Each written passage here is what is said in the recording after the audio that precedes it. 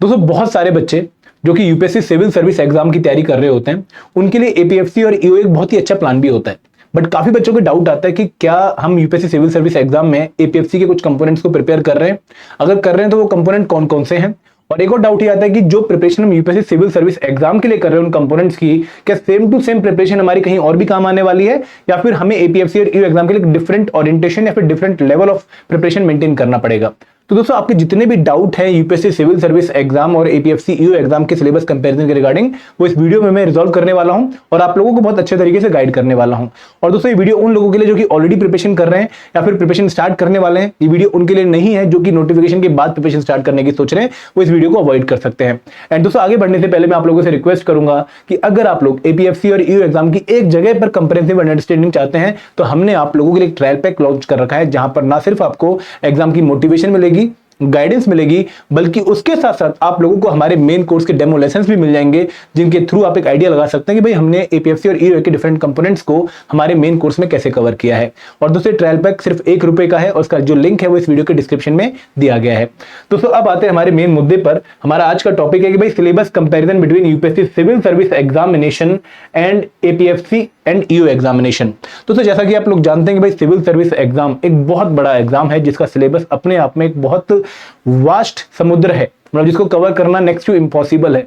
अगर मैं APFC exam और ईओ एग्जाम के सिलेबस को कंपेयर करूं विद सीएससी एग्जाम, तो मैं डेफिनेटली विदाउट एनी डाउट आप लोगों को ये कह सकता हूं कि भाई सिविल सर्विस एग्जाम एक बहुत बड़ा सिलेबस है, जिसमें से आप लोगों का एपीएफसी एग्जाम का भी काफी सिलेबस निकलता है।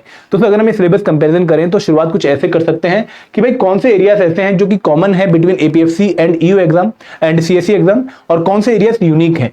देखो एपीएफसी एंड ईओ एग्जाम में अगर आप सिलेबस को तोड़ेंगे जो कि नोटिफिकेशन में दिया हुआ है, तो एपीएफसी एग्जाम के सिलेबस में आप लोगों को कुछ ऐसे इंग्रेडिएंट देखने को मिलेंगे जो कि हमारे देश के मेजर कॉम्पिटिटिव एग्जाम्स का पार्ट है ऑलरेडी, जैसे quant, reasoning, English and current affair. तो आप लोग जानते हैं कि भाई ये तो ऐसे टमाटर प्याज है जो कि हर एग्जाम में आजकल घुसने लगे हैं और आपको हर एग्जाम के लिए इन कंपोनेंट्स को प्रिपेयर करना पड़ता है। तो यहां पर एपीएफसी एग्जाम की प्रिपरेशन में भी आपको ये 4 कंपोनेंट्स प्रिपेयर करने पड़ेंगे। और यहां पर लेवल ऑफ प्रिपरेशन क्या होना चाहिए दोस्तों, क्वांट रीजनिंग का जो लेवल ऑफ प्रिपरेशन है वो आपका यूपीएससी सिविल सर्विस एग्जाम का जो सीसेट का लेवल है वो वाला लेवल होना चाहिए। और इंग्लिश अगेन आप लोगों की थोड़ी एसएससी लेवल की है बट ईजी है यहां पर। और जो करंट अफेयर है वो आपके एक मिक्स है यूपीएससी लेवल के प्लस बैंकिंग लेवल के, दोनों का मिक्स यहां पर आप लोगों को देखने को मिलेगा। मैं एक्सप्लेन भी करता हूं कि मिक्स कैसे है। उसके बाद अगर मैं बात करूं कुछ एरिया जो कि यूपीएससी से डायरेक्टली ओवरलैप करते हैं, मतलब यहां पर आप लोगों को पूरी की पूरी प्रिपरेशन यूपीएससी लेवल की देखने को मिलेगी, आपको कुछ भी अलग से प्रिपेयर नहीं करना है। अगर आप सिविल सर्विस एग्जाम में इन कंपोनेंट्स को प्रिपेयर कर रहे हैं तो आपकी same preparation without any change आप लोगों को एपीएफसी एग्जाम या ईओ एग्जाम में भी क्वेश्चन सॉल्व करने में हेल्प करने वाली है। तो से कंपोनेंट है जर्नल स्टडीज के कंपोनेंट। यहां पर कौन कौन से कंपोनेंट आएंगे, यहां पर जैसे आप जानते हैं कि भाई जीएस में बहुत सारे कंपोनेंट्स आते हैं, जैसे पॉलिटी आ गया, पॉलिटी के साथ आपका मॉडर्न हिस्ट्री आ गया, देन कल्चर आ गया, इंडियन इकोनॉमी आ गया, जर्नल साइंस आ गया एंड देन थोड़ा बहुत पीडीजी आ गया। तो ये सारे के सारे कंपोनेंट ऐसे हैं जिनकी एग्जाम में लगभग 1/3 वेटेज है, इनकी भी 1/3 वेटेज है और इनकी भी 1/3 वेटेज है। और यहां पर आप लोगों की यूपीएससी की पूरी प्रिपरेशन यहां पर काम आती है। आप लोगों को अगर यूपीएससी की प्रिपरेशन आप लोगों ने कर रखी है तो कंपोनेंट्स डिफिकल्ट नहीं लगते हैं। एंड दोस्तों जो बच्चे बाकी एग्जाम्स की तैयारी कर रहे हैं, एसएससी एग्जाम की तैयारी कर रहे हैं, रेगुलेटरी बॉडी एग्जाम की तैयारी कर रहे हैं, उनको इन कंपोनेंट्स में अपना लेवल रेज करना पड़ता है यूपीएससी सीएससी के लेवल तक आने के लिए। ठीक है, अब दोस्तों आगे बढ़े। अब तीसरा एरिया ऐसे आता है जो अगेन यूपीएससी वालों के लिए यूनिक है। यहां पर यूपीएससी वाले बच्चों के लिए कोई स्कोप नहीं बचता है। अगर मैं मेजोरिटी की बात करूं, लगभग यहां पर 80 से 90% कंटेंट ऐसा आएगा जो यूपीएससी वाले बच्चों को पहली बार प्रिपेयर करना पड़ेगा, जिससे वो पहले कभी यूज टू नहीं रहे होंगे।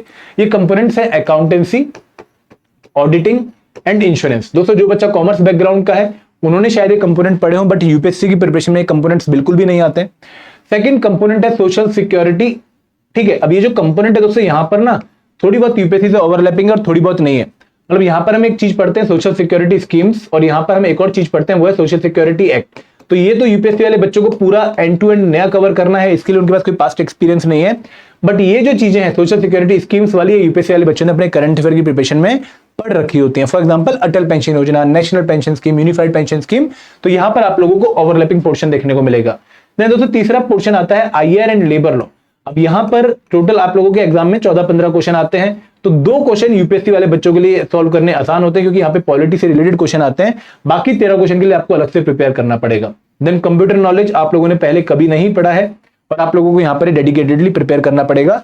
देन लास्ट कंपोनेंट आता है स्टैट, जिसकी वेटेज एग्जाम में भले ही बहुत कम है, ना के बराबर है, बट अगेन यूपीएससी वाले बच्चों के लिए कंपोनेंट यूनिक होता है, वो यूपीएससी की प्रिपरेशन में फॉलो नहीं करते। तो ये एक मैंने थोड़ा समरी आप लोगों को बता दी कि भाई किस तरीके से आप लोगों को कहां पे यूपीएससी से ओवरलैपिंग देखने को मिलेगी। अगर मैं आपको एक डायग्राम भी दिखाऊं तो यूपीएससी में जैसा मैंने आपको बार बार बोला कि भाई बहुत वास्ट सिलेबस है। आप प्रीलिम्स के लिए 8 एरियाज प्रिपेयर करते हो।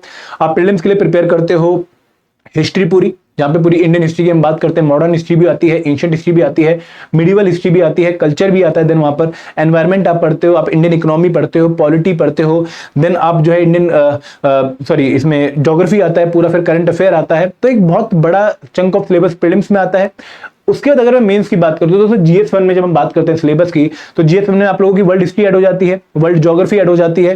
देन उसके साथ साथ आप लोगों को सोशल इश्यूज के काफी टॉपिक पढ़ने पड़ते हैं, जिनमें हमारी ग्लोबलाइजेशन वाला टॉपिक हो गया, जेंडर एम्पावरमेंट वाला जो है टॉपिक हो गया, और जेंडर के रिलेटेड और भी बहुत सारे टॉपिक, अर्बनाइजेशन ग्लोबलाइजेशन वाले टॉपिक में हम वहां पे कवर करते हैं। सिमिलर जब हम जीएस2 की बात करते हैं तो जीएस2 में गवर्नेंस हमें पूरा पढ़ना पड़ता है, हमें इंटरनेशनल रिलेशन पढ़ने पड़ते हैं।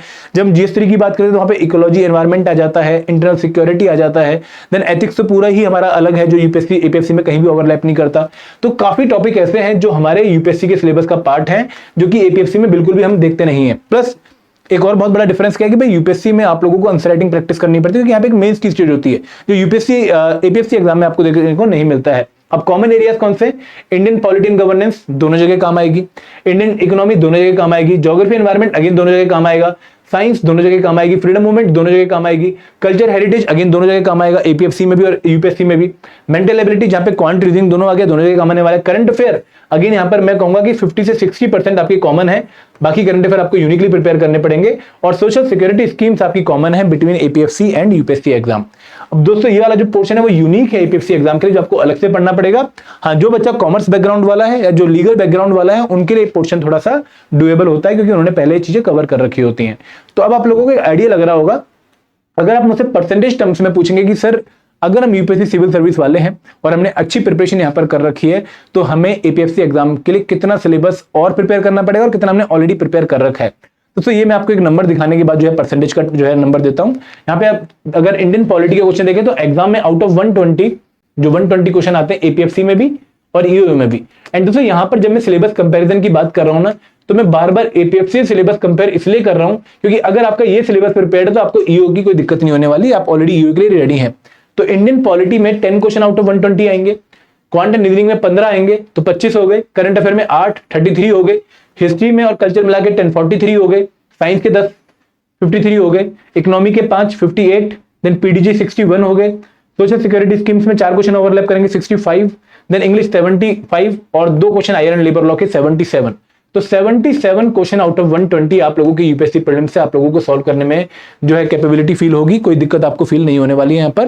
तो दोस्तों यहाँ पर आप लोगों को ये मान के चलना है कि you are covering already 60 to 70% syllabus of APFC exam in your UPSC preparation, जो आपको द्वारा प्रिपेयर नहीं करना है।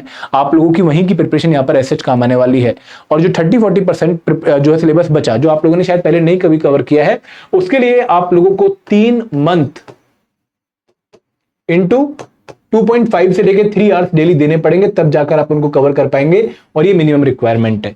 दोस्तों ये आप लोगों को समझना पड़ेगा कि भाई यूपीएससी वालों को एडवांटेज जरूर है, आप लोगों ने काफी सिलेबस ऑलरेडी प्रिपेयर कर रखा है, लेकिन ये एडवांटेज पहली बात तो उन बच्चों को है जिन्होंने सिलेबस काफी अच्छे तरीके से प्रिपेयर कर लिया है। जिन लोगों को सिर्फ नाम के लिए लग रहा है कि भाई हम यूपीएससी की तैयारी कर रहे हैं, हम थोड़ी बहुत प्रिपरेशन कर रहे हैं, उनके लिए कोई एडवांटेज यहाँ पर नहीं है। सिर्फ उन बच्चों के लिए एडवांटेज है जिनको ये कंपोनेंट्स ऑलरेडी आते हैं। एंड दोस्तों जो कंपोनेंट्स मैंने आपको अलग से मेंशन किए आपको कवर करने पड़ेंगे, क्योंकि इनको कवर किए बिना आपकी सिलेक्शन नहीं होने वाली है। तो यहाँ पर मैंने आप लोगों को काफी फेयर आइडिया दे दिया कि भाई आप लोगों की पोजीशन क्या है अगर आप सिविल सर्विस एग्जाम की तैयारी कर रहे हो। अब दोस्तों बच्चे पूछेंगे कि सर अगर हम 2025 का यूपीएससी प्रीलिम्स एग्जाम दे रहे हैं तो क्या हमें अभी से एपीएफसी और ये एग्जाम की तैयारी स्टार्ट कर देनी चाहिए, फिर नोटिफिकेशन के बाद स्टार्ट करनी चाहिए? तो मैं आपको यही सलाह दूंगा कि भाई 25 मई 2025 तक जब आपका प्रीलिम्स एग्जाम है, आप लोगों को एपीएफसी की तैयारी नहीं करनी चाहिए, आपको इसको अवॉइड करना चाहिए, क्योंकि अभी आपकी जो प्रायोरिटी है वो यूपीएससी सिविल सर्विस एग्जाम होनी चाहिए, क्योंकि आपका एग्जाम 1 महीने बाद है। और इस प्रिपरेशन में जो आप सिविल सर्विस एग्जाम के लिए कर रहे हो, वो प्रिपरेशन आपकी ऑलरेडी एपीएफसी एग्जाम की प्रिपरेशन को कवर कर रही है 60 से 70%। तो आप लोगों को टेंशन नहीं लेने की भाई मैं एपीएफसी एग्जाम की तैयारी नहीं कर रहा हूं, ऐसा नहीं सोचना है। आप कर रहे हो तैयारी जब आप सिविल सर्विस एग्जाम का सिलेबस अच्छे से प्रिपेयर कर रहे हो।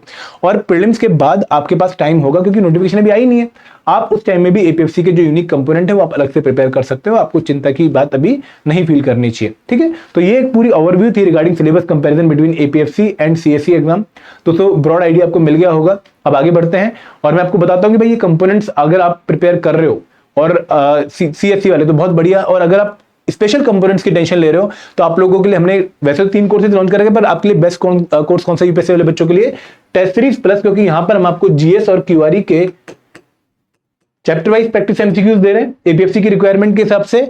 बट जो स्पेशल कंपोनेंट्स आपने कवर कभी नहीं कर रखे हैं उनके लिए हम आपको कंप्लीट कवरेज दे रहे हैं। तो आप यहां पे टेस्ट सीरीज प्लस में एनरोल करके अपने जो स्पेशल कंपोनेंट्स की टेंशन है उनको खत्म कर सकते हो, क्योंकि आपको काफी अच्छे से यहां पे गाइड किया जाएगा कि भाई किस तरीके से अकाउंटेंसी प्रिपेयर करनी है। आपको उनके वीडियोस, नोट्स और चैप्टर वाइज एमसीक्यूज मिलेंगे, IRL, labour law, social security, even English, even current affair. आप लोगों को यहाँ पर जो है उनके कोर्सेज देखने को मिलेंगे जो आपकी हेल्प करेंगे इस एग्जाम के लिए बेटर प्रिपेयर करने में।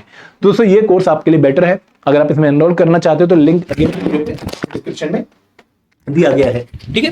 तो दोस्तों अगर कोई डाउट है, कोई क्वेरी है तो आप कमेंट सेक्शन में मेंशन कर सकते हो। So this is all from my side, thank you very much, जय हिंद, जय भारत।